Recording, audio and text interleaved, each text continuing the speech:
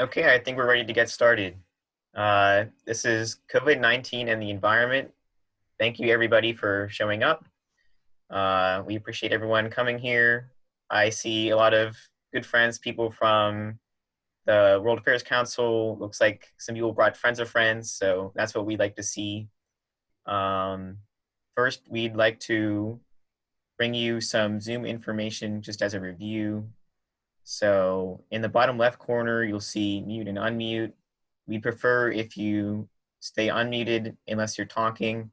There will be some back and forth conversation. We'd like you to talk to people, but just keep muted if you're not talking.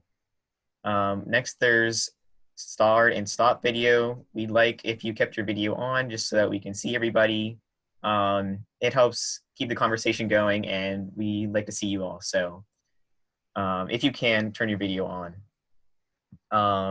You can ask questions in the chat below. You can also say them. We prefer if you talked just to keep the flow going, but if you don't feel comfortable talking to people, you can always put it in the chat when we do question and answer. And I think that's all you need to know. Next, we'll just get started. We should let you know that this is being recorded.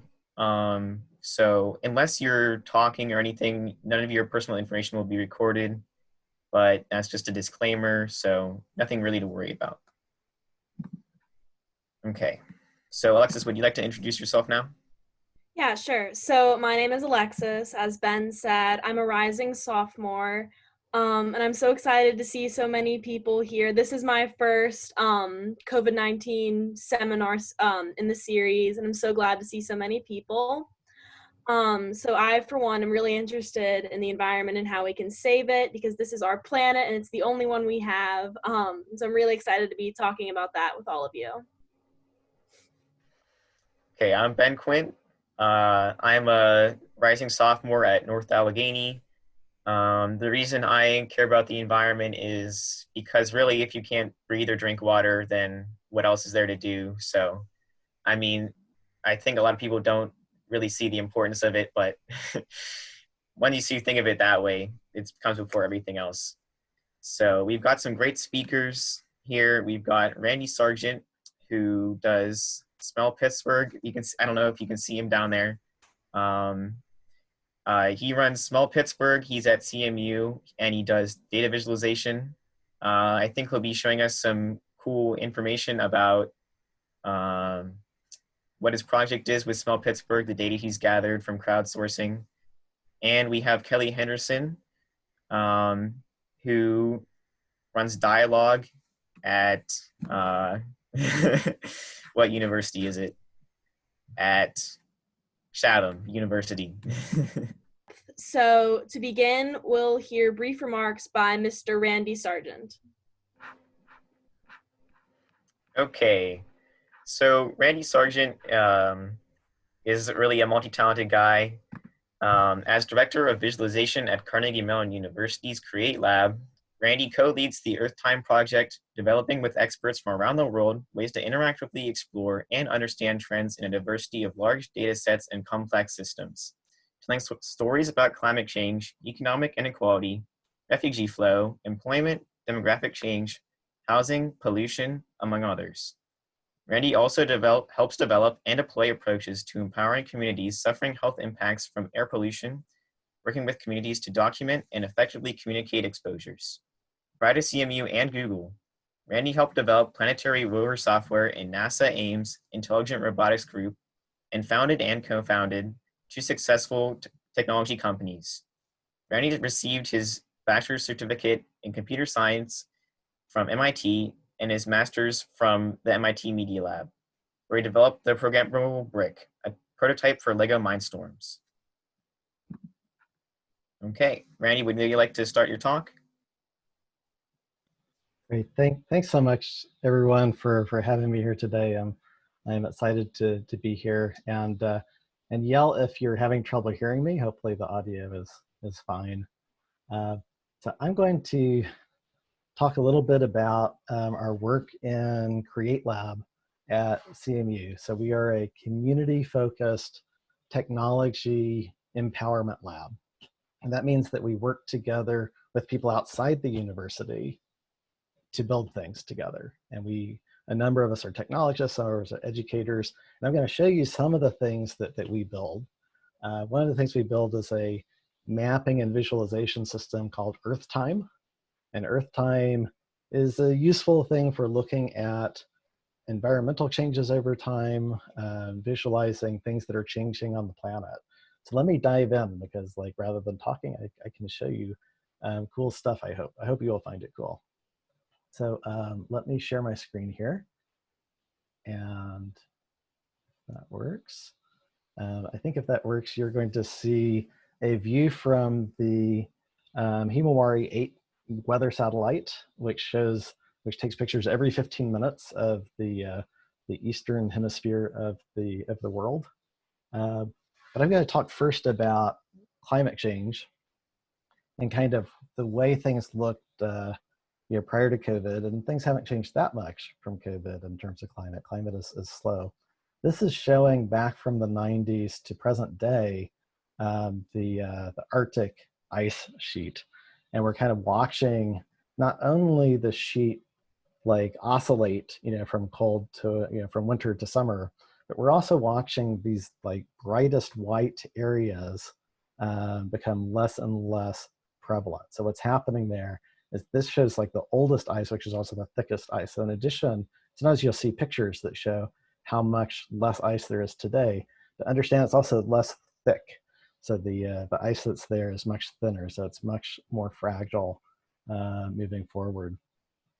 Some of the other things we can show from satellite data, these were the massive forest fires. This was the Camp Fire in California back in 2018. And we're watching here in Northern California, this is the San Francisco Bay Area. San Francisco is the size of like my mouse cursor here. And you can see, like, even if we go to the very next day, like you saw like all the smoke from Northern California covering the Pacific. The next day there were fires in Southern California, and those didn't really even make the news. And here's another one like in the mountains kind of close to Nevada. And we see a lot of fires happening as the planet heats up. So what I'm going to show you here, that's not, I don't see it loading. I apologize. Let me try click on this again. Oh, there we go. Okay, it's starting to come here. What I'm showing is an overlay in different colors that shows forests going away and then forest coming back. And most of the red areas which show forest going away up in these northern latitudes are not logging operations. They are the result of fire. And naturally, for centuries and centuries and millennia even, you would have natural forest fires happening in these areas, which would be red, and then you would see blue where the forest is growing back. But what we're seeing in recent decades is that the burning is happening faster than the regrowth. So it's really hard to even see kind of the blue areas, but if I zoom in here, you'll see a few of them. And we know that this is all cause of the rising temperatures. And in fact, we see in large ways that the deforestation, for example, like burning forest, is both because of the rising temperatures and also a cause of.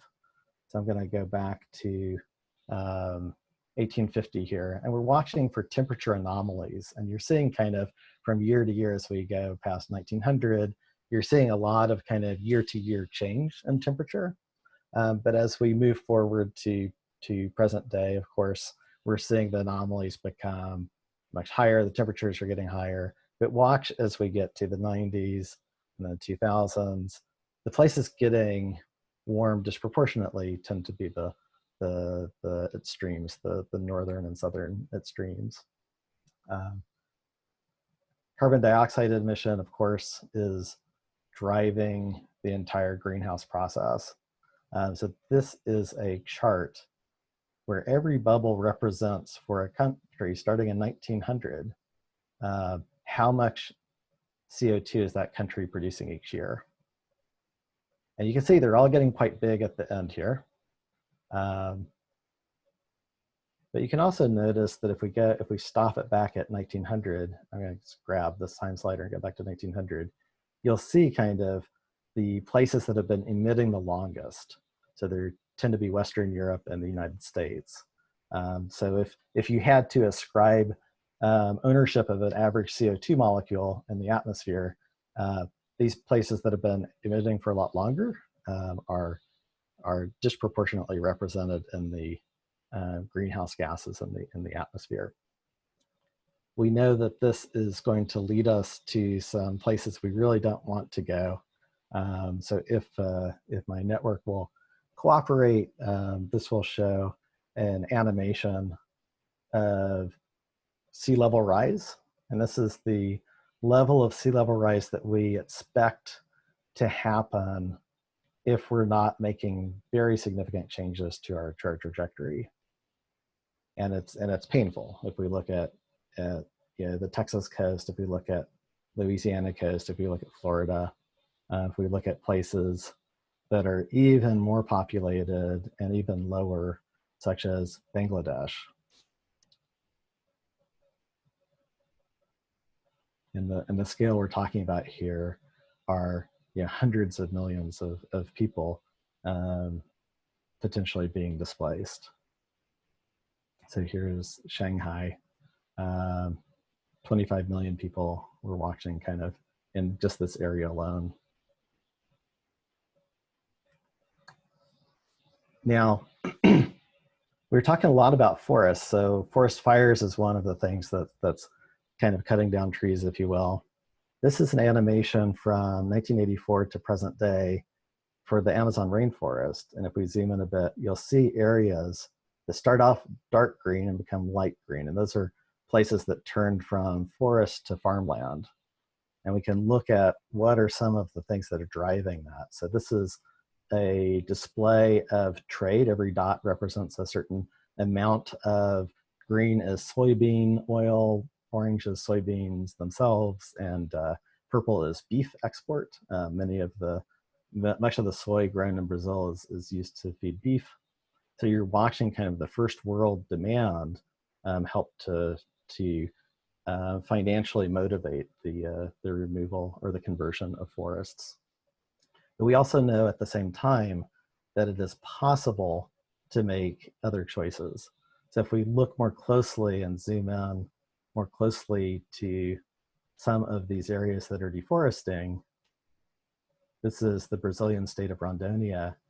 And if you look at these areas that don't deforest nearly as much, these are protected areas. These are areas protected by the Brazilian government. Most of them belong to indigenous tribes of people who are working very hard to protect from illegal logging. And it's a difficult thing right now. So there's a lot of challenges in Brazil around that. But so it's a mixed successful message here. I'll mention the 1 Trillion Trees Initiative.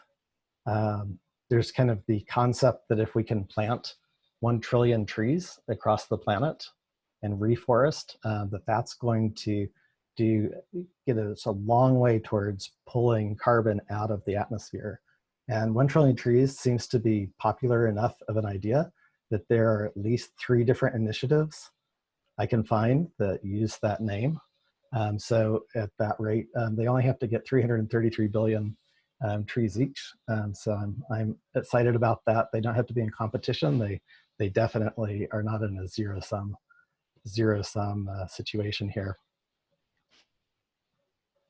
So let's talk about a little bit of what we can see changing around COVID. So one of these things that we can look at is here. This is showing by county, excuse me, how much people are moving around. And let's watch back in March, the beginning of March, and then like as we get to kind of towards the end of March, we watched kind of this drastic change. So we went from people are moving in most places to people have stopped moving. So the darker colors show much less moving. And then as we move forward, we see a lot more motion, and that's the sort of thing that's unfortunately leading to our second wave of infections right now. This is showing, ooh, that's flashing a little bit. This visualization may not be working properly. I apologize for that. This is supposed to be able to show all of the flights for a given day. So this is a flight, all the flights from February 9th. And let's go forward now. This is the beginning of March. As we go towards the end of March, we're seeing a lot of flights drop off. But you also see it's different in different areas of the world. So like India completely drops off the map in terms of flights, whereas North America you keep having flights from place to place, although not as many. And this is a map of NO2 or nitrogen dioxide.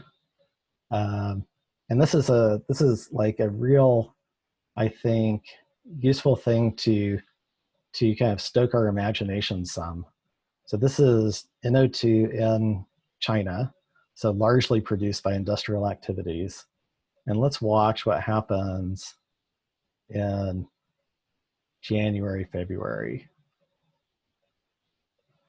So it didn't happen for a great reason, but it's a reminder that we have control, that it is humans producing this stuff and humans can unproduce the stuff.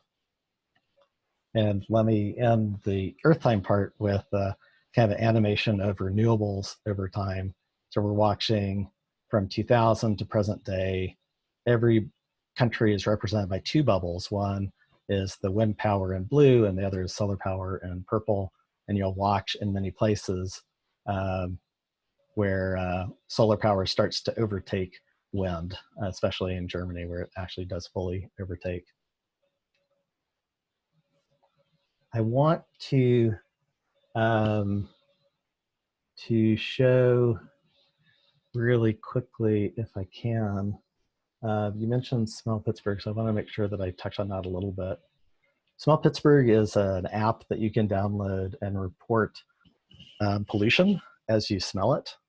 And I'm going to show you a special view. This is a prototype, so this is not yet published on a website.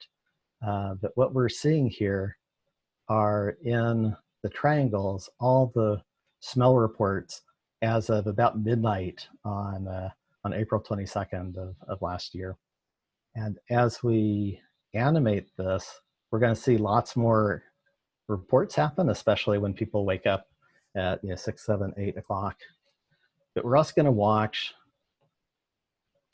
the emissions from some of the major industrial pollutants, polluters in the area. And we're looking at different climate models, different weather models to tell us what happened to the air. I'm going to play that again once more because I want to show you kind of how the smell reports are correlating with the model of what we think, where we think that those pollutions were coming from on that particular day.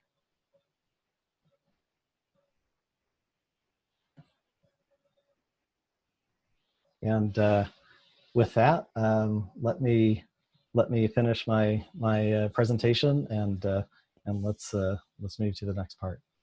Thanks, everyone. Thanks so much, Randy, for presenting everything that you had. I know my family really appreciates Smell Pittsburgh. I know when I told my family that you were coming, my dad was, "Oh, the Smell Pittsburgh guy, I love that." So we really appreciate what you do. We found that really engaging as well. Great. So let's move on to our next speaker. Thank you so much. Next, we're going to hear from Kelly Henderson. Alexis, do you want to introduce Kelly? Or? Sure.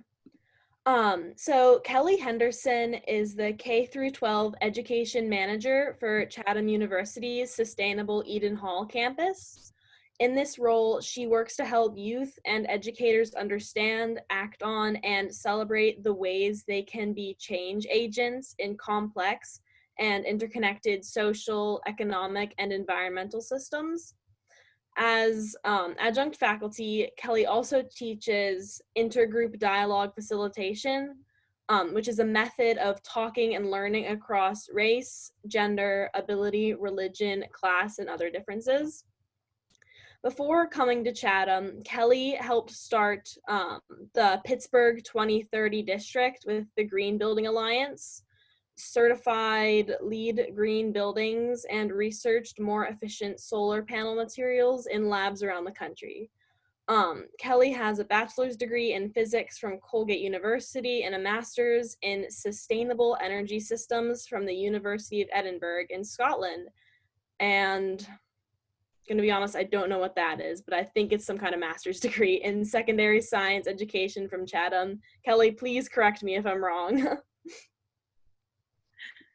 Oh, you're good, no worries. Yeah, it's a master's in teaching. And so thanks so much for having me. Thanks, Alexis, for the introduction. Thanks, everyone.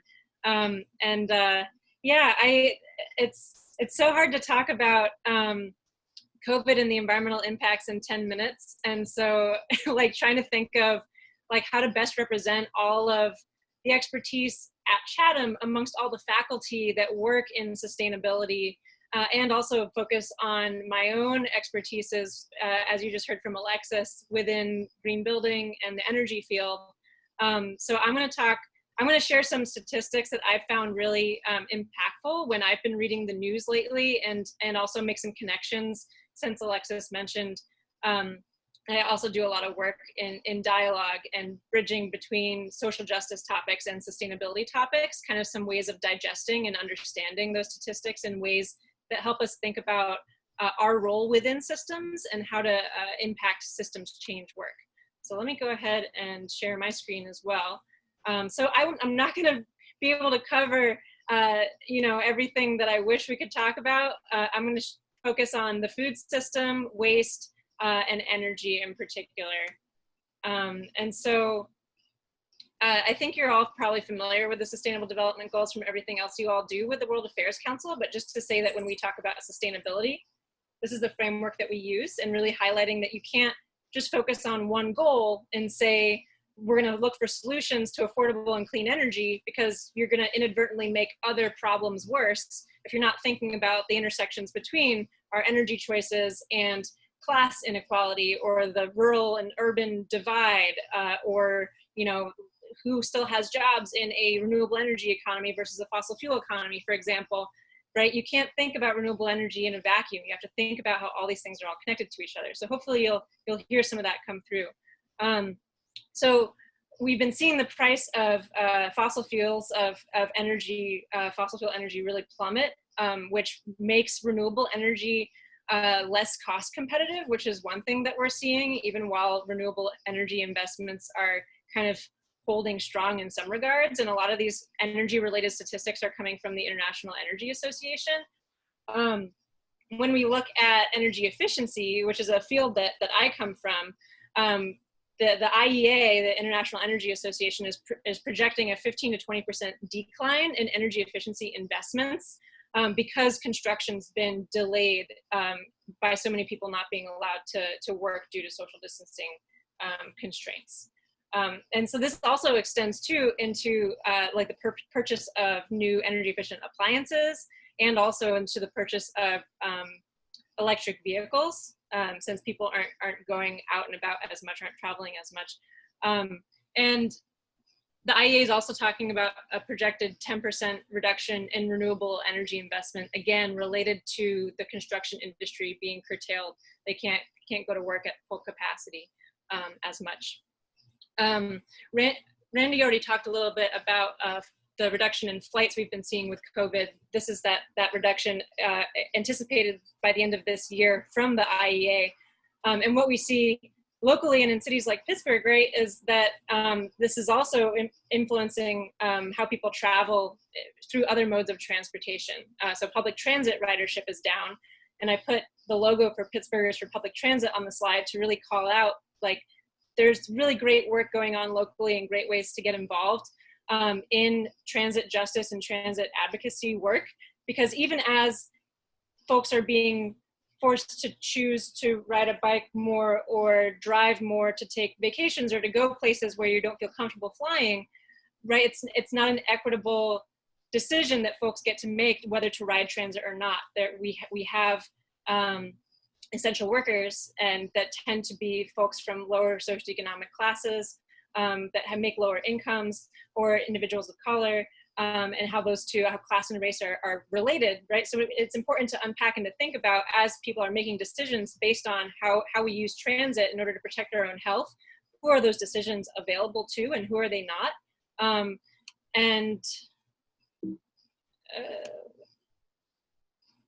So moving on to, oh wait, there's something else I wanted to say on that last slide. Sorry, 1 second. So I've also seen some news articles come out, and maybe some of you have seen this, about how, transit is a good example of this, about how like the very way that we define and talk about urban life is shifting, right? Sustainability can tend to be very focused on the importance of urban life, on having high density in order to be able to take advantage of public transit, and being able to not have things like suburban sprawl and people that need to drive more often, or less lawns and more like pollinator friendly landscapes, or the importance even of community building and having spaces where we can have face-to-face interactions with each other, run into each other on the street and on the sidewalk while we're doing these low carbon modes of transportation, in order to build that sense of shared community across differences, right? So how in the post-COVID wake are we going to see folks already moving out of urban cores or changing the ways that they interact with or choose to exist within urban spaces? So that goes beyond transit. Moving into more topics related to waste. So this is from the World Economic Forum. In Wuhan, at the height of the pandemic, the hospital waste was 6 times their normal amount. A lot of that is due to increase in personal protection, and a lot of that is coming from plastics too. So Business Wire is projecting a increasing between 0.5 and growing up towards $1 billion increase in plastic spending by 2024. And so again, we have to be very cognizant when we're in an environmental mindset and we're talking about environmental impacts and environmental shifts. We can't see the plastics industry, right, as inherently good or bad. We need plastics for certain things, which I think is an important mindset that we all need to come to, really understanding and unpacking the COVID pandemic and its aftermath. We have human lives to save. We need those personal protective measures. We need face masks. We need more protection for folks that are frontline workers in the healthcare industry. So we can't vilify plastics. While at the same time, we're seeing very real impacts on ways the environmental movement has been pushed forward in the recent past, like New York State was about to implement a plastic bag ban. Maine, the entire state of Maine was about to implement a plastic bag ban. In New York, they're talking about delaying that by a month. In Maine, they're talking about delaying that into next year, into 2021, right? Because of the science that seems to be disagreeing. And I've seen different things on Instagram, even over the past week, of what it means to use reusable products, whether it's a coffee cup at Starbucks or your own shopping bag at Giant Eagle.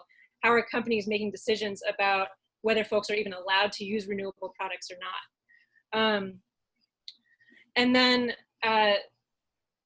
this is also leading to a increase in illegal waste disposing, because recycling processing plants require a lot of human labor, and people usually standing less than 6 feet social distancing distances away from each other to sort through single stream recycling.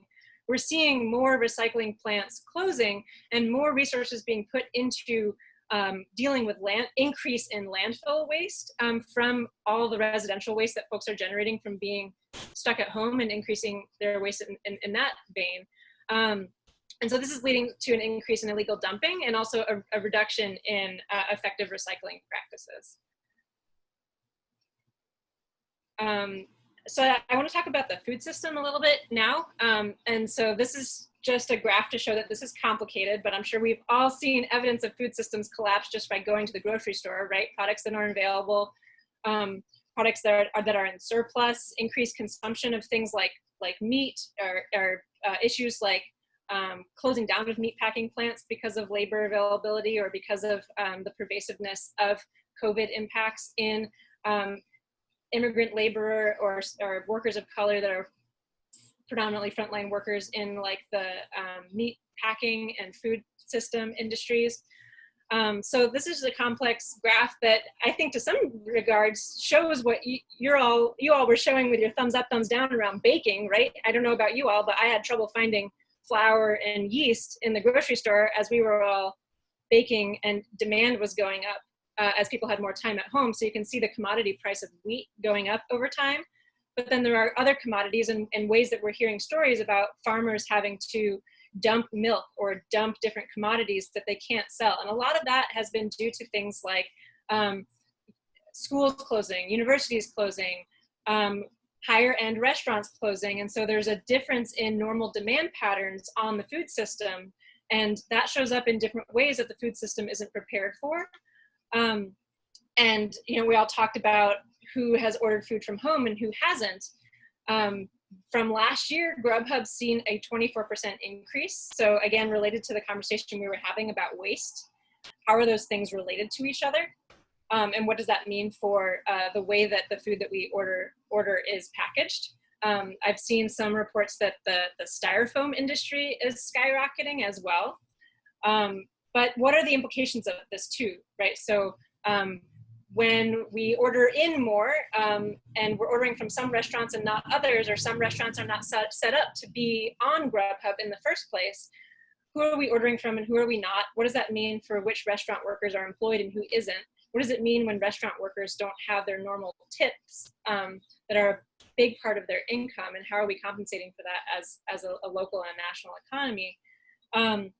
And I know you all are seeing this in your schools too, and how schools have been forced to respond to provide a basic service and provide food to students. We're really seeing in a much more visceral way how much we rely on free and reduced lunch and available lunch and school food for core basic nutrition needs of youth in this country.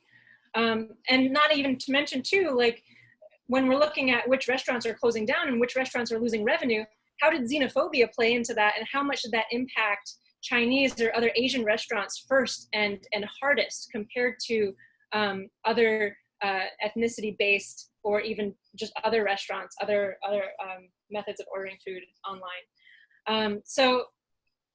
This is, I want to wrap up. I don't know how long I've been talking. I think it's too much already, so I'm going to stop soon here.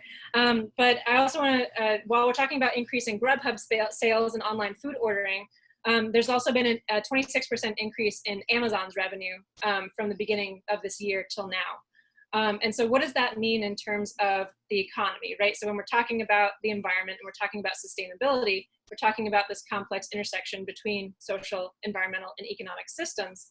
If we're pouring our money into big businesses like Amazon, who are we not giving money to that we're normally giving money to when it comes to small businesses and keeping money in our own communities? And so what can that mean on the individual scale in terms of making buying decisions? And while we're looking at the overlay between COVID and the ways that we've heard that COVID disproportionately also impacts Black and Brown individuals on a health level, and how the healthcare system is itself subject to both individual and also institutional bias, and really thinking and looking at how we can respond to COVID and also all the race protests going on right now in the Black Lives Matter movement, and think like, how can I use my dollar in a way that shifts resources to Black, Indigenous, and people of color owned businesses in my own community. And so there's some really interesting conversations to have around ways to make decisions that benefit all three of those: environment, economy, and equity, all at the same time, right? But when we operate at the default and we're just focusing on basic needs and where can I get my hand sanitizer and where can I get my next meal, and I'm overwhelmed trying to figure out how I'm going to deal with virtual learning today, and I don't have time to cook dinner, those are all very real and personal decisions. So there's a lot here and a lot to unpack together in terms of like focusing on basic needs. And then from there, once you're able to move past that and take more intentional, planned, systemic action, what should that look like? So just to wrap up, as I wanted to represent work that's not my own, but within Chatham. In my work at Chatham, I spend most of my time working with teachers, working with students like you to help understand how to do change and shifts like these. We also have a center called CRAFT, which is focused on food system transformation. And they did a couple of things as soon as COVID and its impacts on the food system started becoming apparent. One was they started a Pennsylvania Farm Product Directory that is a open access Google Sheets. If you go to this website on the bottom, you can interact with it yourself to see how are local food businesses and farms responding to COVID, who is selling online or who is selling with limited hours or with certain social distancing measures in place so that you can support local food businesses and farmers. And then they also joined this initiative called Neighbor Loaves. So as we're seeing more and more small businesses start to close, I just saw an article yesterday about two of my favorite restaurants in Pittsburgh that had to close down this week. Neighbor Loaves is a program where you can donate money if you want to help small bakeries to continue to survive. And then those bakeries bake loaves that then get donated to food pantries. So it's trying to both help economically small businesses while at the same time meeting demand for food in food pantries. So I'm gonna stop there and look forward to the conversation. Thank you, Kelly. That was awesome. Very insightful. I'm glad we got to hear all those statistics. Those are amazing. So we're going to continue the conversation with Mr. Sargent and Ms. Henderson, and we'd like to invite all of you to join in. So please add your questions to the chat, which I saw some people doing already. Thank you. So this is a dialogue and we want to hear you guys. So if we call on you, please turn on your mic and ask your question. But if you already added it to the chat, then we can ask your question on your behalf. And to get things started, I'm going to ask the first question, which Mr. Sargent or Ms. Henderson, you can answer this. But what tools do we have or should we use to build back better? Because the whole I guess point of these seminars is talking about how once the pandemic has run its course, how can we build back our environment, build back our economy better than it was before so that we can have a strong future? If you need me to repeat the question, I can. Let's have Mr. Sargent go first just to avoid any awkward pauses. I'll try and make a take at it. I mean, yeah, I think that, and one of the things we see from COVID is it has really done a lot of different things. Most of them bad.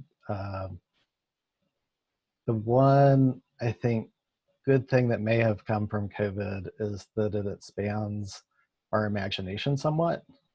We see that large changes are possible when it comes to emissions. We see this incredible amplification of existing inequities, of racism, of racist outcomes. We see people, as Kelly mentions, I mean, the outcomes by race are very inequitable. People in the least affluent neighborhoods have jobs that put them more at risk, may not be able to buy 2 weeks of food at once, rely more on mass transit. There's so many additional risks that we see. But we also see a newfound engagement and willingness to talk about things like racial discrimination and inequities of power and resources. And for those of you who joined the protest movements, I'm proud of you and grateful for your voices. I think that, and Kelly talked about this so eloquently and showed some really, I think, moving examples. The Neighbor Loaves is an inspiration. We see, I think this refocusing on equity is critical and necessary. as Kelly says, all these things are tied together. It's critically important for a moral, ethical imperative to become more fair. We need to move towards the world that we should want to live in. And I think we see, too many of our resources go to too few people today. And this is a trend that we must fundamentally push back on, or else we're never going to win the battle for equity and for fairness. We see evidence that these inequities make it very difficult also politically to invest in the sorts of things we need to invest in to rebuild the way we want to rebuild. So there's some difficult things here. It is also the case that some of the things that we know are kind of in process already, such as the transition away from coal, in some cases are getting accelerated somewhat. So, while demand for energy was dipping, solar panels were very cheap to operate. Wind power is very cheap to operate. Coal didn't get any cheaper to operate. So you saw some acceleration in the offlining of coal. So there's some good things as well as some challenges. But I think the biggest thing that I see moving, going in a good direction right now is this focus on equity. And I think that it has to become the foundation on which the other things can happen, because without it, we'll never have the political will to do any of these other investments that we must make. Okay, let's pass it on to Mrs. Henderson. We're going to try, I guess, to make a brief response, we're going to try and get through multiple questions, but we don't want to get through as many as possible. So let's hear from you. Please call me Kelly. And also, so I'm thinking about a couple things. One is, as we build back better, thinking about our own agency and our own lives. And as we've had this forced time to really reflect on what our true needs are in our life, what brings us real joy, and what are the things that that we can change about our personal lives and our personal decisions in order to make that impact on more of a global scale. Do we need to take that vacation every year that we used to take, or is there a way to do it that allows us to really keep that contribution to low air travel low moving forward? I think that's one thing that I'm thinking about a lot, is how has my own state of mind been, and what have been the things that have really contributed to me being able to feel good or feel not good during these past few months, and how do those choices and decisions impact climate change if I reintroduce them into my life. The other thing that I'm thinking about is the importance of advocacy. Systems are really deeply shaken to their core right now, and it's a great time to push for local, state, national policy change. And for all of you that are still in school systems, I work a lot with schools and with teachers, and whether it's because of the racial justice protests, or whether it's because of COVID, in many ways, schools are having conversations that I have never heard them have before, and many of them all at the same time, right? They're eliminating standardized testing for this year, and even just talking about the ways that standardized testing is inequitable and perpetuates inequities, and restricts teachers from being able to do work with all of you that's exciting and empowering and system changing using the school day, right? How much do you have to use your time to shift into studying for standardized testing instead of doing local change work with your school day? That's unfair to you as someone who should be an equal democratic member of society. You're being excluded. So I have opinions on, I think you all have great power to be advocates to your own school boards and your principals and your school district administrators, and starting there about how you want to see school shift in a way that supports sustainable food systems, that supports sustainable facilities, that support how can the school change the way it's operating in a way that benefits climate positive decisions, and also how can the school change the way it operates in a way that is more equitable and helps with some of the really big issues that we're seeing around digital divide, or some of the things that are more deeply entrenched in terms of race equity or other inequities in the school system. So yes, policy and advocacy are key, and you all can do that now. So I think we have time for only one more question, sadly. I'll try to pick a good one. Here's a good one.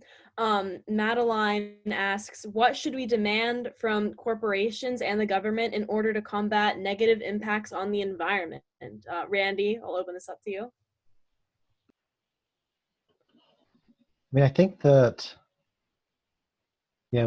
when you look at the entrenched economic systems that are causing us to still burn lots and lots of fossil fuels, I think that changing that marketplace, moving people to different forms of consumption and reducing consumption, I think you can demand directly and say, stop, producing carbon dioxide.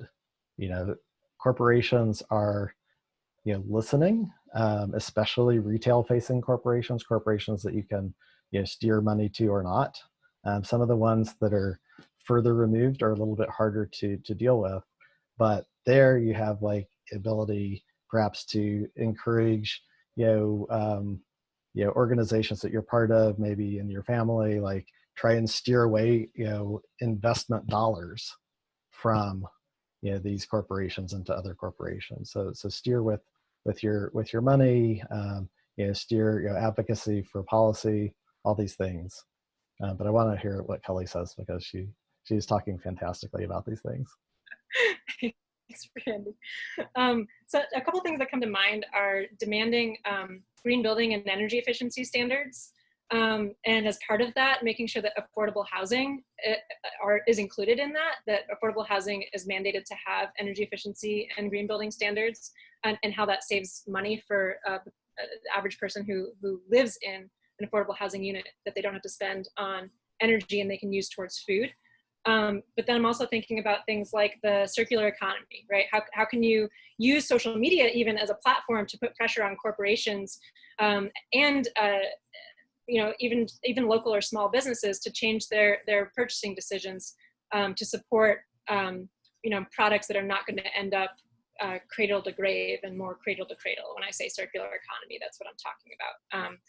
Product recycling and product reuse. Yeah.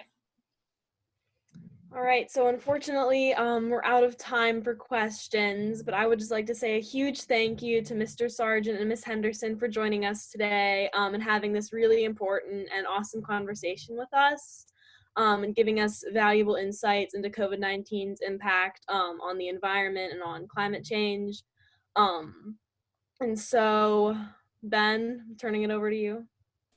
Okay, so we're going to end off with an activity from Luke. As part of our Building Back Better agenda. We're pretty certain that all of you learned something. I certainly learned something new today. And we're going to end this by figuring out what we've learned and then put it towards actually doing something. So that'll be what's... All right, thank you, Ben. So I'm going to share my screen. Okay, can everyone see this? Okay, cool. So Kelly actually, the end of her last question was really good introduction into this last segment. But now that we've discussed the environment and its intersections with the coronavirus pandemic, it's really important that we turn what we've learned into advocacy and action. So as Ben just said, this seminar is part of a Building Back Better campaign, and the World Affairs Council has decided to collaborate with iGeneration Youth, which is a youth-led media organization, for a short segment at the end of every seminar on using your digital voice. So, so this week we will be highlighting the use of social media advocacy, and specifically using Instagram. Okay, so advocacy on Instagram can be very effective for movements. A recent example of this is the Black Lives Matter movement, which quickly spread information about protests and other educational resources via Instagram. And so there are a few different reasons why Instagram is really effective. First, it has a really large reach because so many people are on the platform, but also not only are there a lot of people, the people that you're connected with and see what you post are mostly your friends and family, which means that they're more likely to trust your opinion and or message you to continue the conversation offline. And the content that you see on Instagram is also very digestible and it's easy to find because it's kind of mixed in with the rest of the stuff on Instagram. And some people might be afraid to make their content political and post things that might seem controversial, but it's important to remember that that the content that you're posting is very important for the movements, and staying silent is much more harmful than ruining your own personal brand. Can everyone see the slide that says story reposting on the screen? Okay, good. Okay, so the most common way that people advocate on Instagram is by reposting on their stories. So if you find a post that you think is worth resharing, there are a few things to keep in mind when reposting. The first thing is just to make sure that the account is public because you can't post things from private accounts. Also remember to tag the original poster so that they know that you are sharing their content and they can have a sense of who's sharing their content. Also make sure to distinguish between the information in the post versus the caption.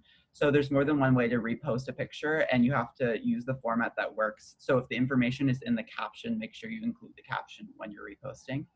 And then also if there's more than one picture in the post that you're reposting, use the picture that is the most eye-catching so that it will get the most engagement.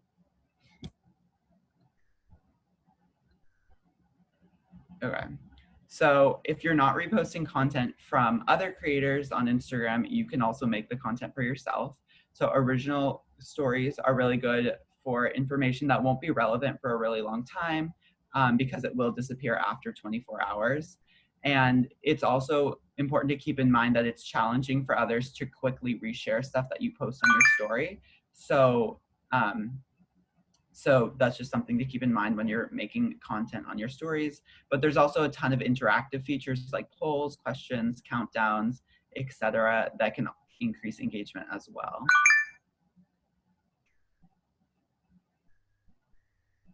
Okay, so another important way that people can spread information on Instagram is through links. These can be links to petitions, articles, contacts for public officials, etc. And for accounts with less than 10,000 followers, the only way to have a clickable link is to use the link in your bio, and there's only one place that you can only use a single link.